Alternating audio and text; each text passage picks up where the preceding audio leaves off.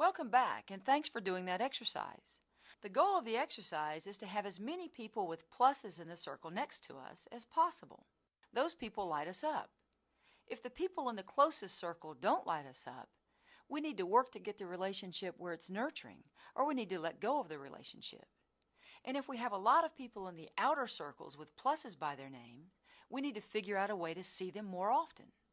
The important point is to have meaningful connections in your life that add value. Now that we've finished the three components of resiliency, I hope you see how they're connected. If you take responsibility, in other words, go above the line on the responsibility model, and own your power to choose and create, you'll probably have a positive or empowering thought, and you'll reach out and connect with someone.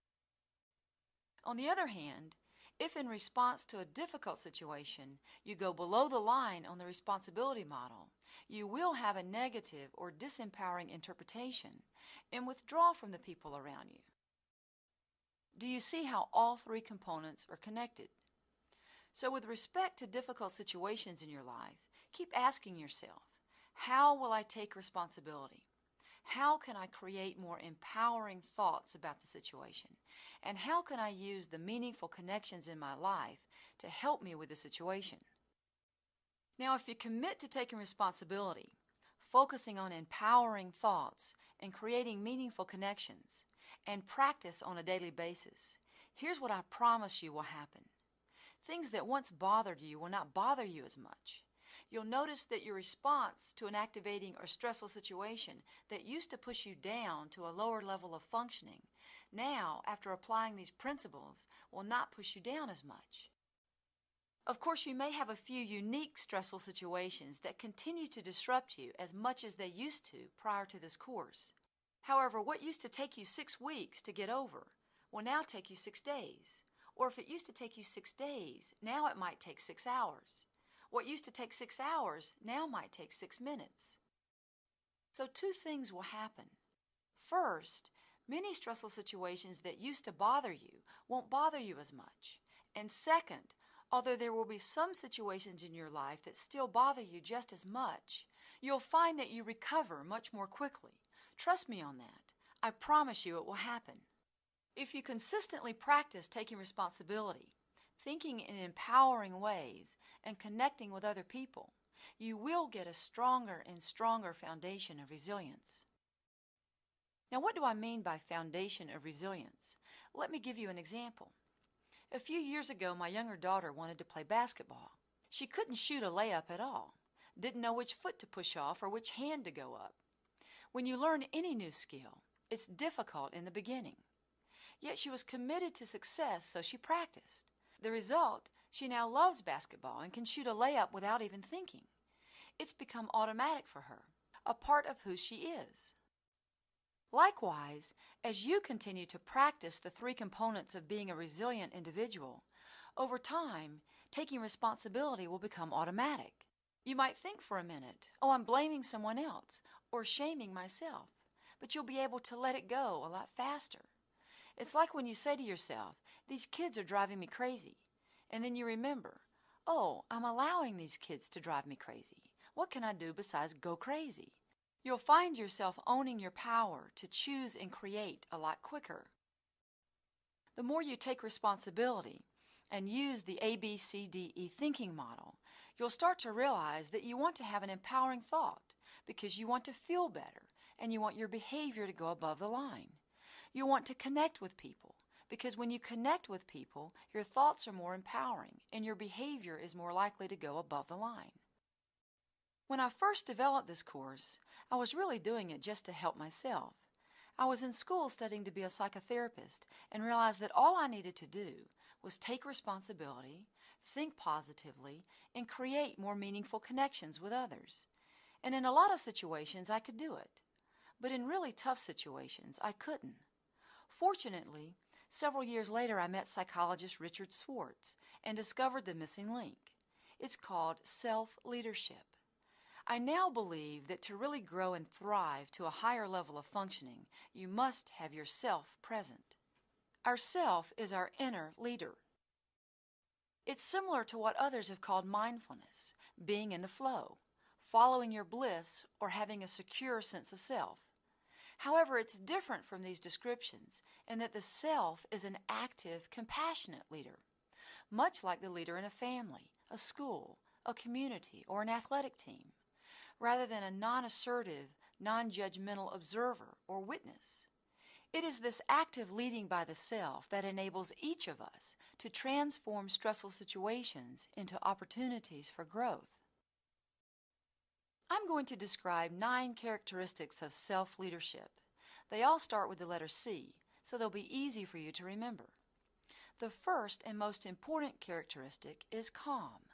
When you're leading with yourself, you aren't overcome by the fight or flight or frozen response. When you're in self-energy, you're the eye in the storm. You're calm. When you're calm, it's easier to have a sense of clarity, the second characteristic. Clarity means that you see the reality of the situation. You see what's really true. The experience of clarity reflects what the Buddhists call beginner's mind, a view in which there are many possibilities. The absence of clarity is characterized by a limited perception, as well as the experience of extreme beliefs and emotions. When you're in self-energy, you're also curious. Curiosity, the third characteristic, means you wonder about situations rather than judge them. For example, I would be curious about your anger or curious about my own anger. I might even say to myself, "Isn't that interesting?" The intent is to understand rather than judge. Curiosity results in conversations that are enlightening as well as growth-producing. The fourth characteristic of self-leadership is compassion. You'll notice that you're living open-handed, open-hearted. You have compassion for another person. You can be with other people's feelings and thoughts without having the urge to rescue them or distance from them. The fifth characteristic is confidence. Confidence has to do with being in the present moment. You're confident you can handle the present moment. You're not worried about the future. You're also not worrying about the past. You've probably heard the expression, "It's not the snake that bites you, it's chasing that sucker that drives the poison to the heart," which simply means it's not what happens to us initially that hurts us so much. It's reliving it over and over and over again. So when we're calm, we're in the present moment and we have confidence that we can handle the current situation. The sixth characteristic is courage. When you're in the present moment, you see the reality of the situation, and this gives you the courage to act, the courage to do what needs to be done. When you have courage, creativity emerges, the seventh characteristic. Possibility begins to show up as a way of life. You experience your innate wisdom and truth. The eighth characteristic is connectedness. Connectedness is defined as experiencing more and more self-energy. And myself is no different from yourself. To use an ocean as a metaphor, it's like each of us is an individual wave in the ocean, and we're the ocean. Both are true. It's the expression, not two, not one. We are separate, and yet we are totally connected. The final characteristic is contentment. Contentment means that we're at peace. We trust the process of life. It doesn't mean that we're complacent about life. We still work to achieve our dreams, but we are content with where we are in the moment. Those are the 9 characteristics of self-leadership. That's who you really are. That's who we all are. And we are all the same. I know you've had moments in your life when you've been in touch with your self-energy. And when you're in that energy, it's easy to take responsibility, to focus on empowering interpretations, and to connect with others. Yet my guess is you also experience staying in self-energy for extended periods of time. Have you ever had computer software that was too powerful to run on your computer? Self-energy is like powerful software. It takes a powerful computer for it to run on. How can you increase the capacity of your own computer, so to speak, so you can experience the energy of the self more consistently?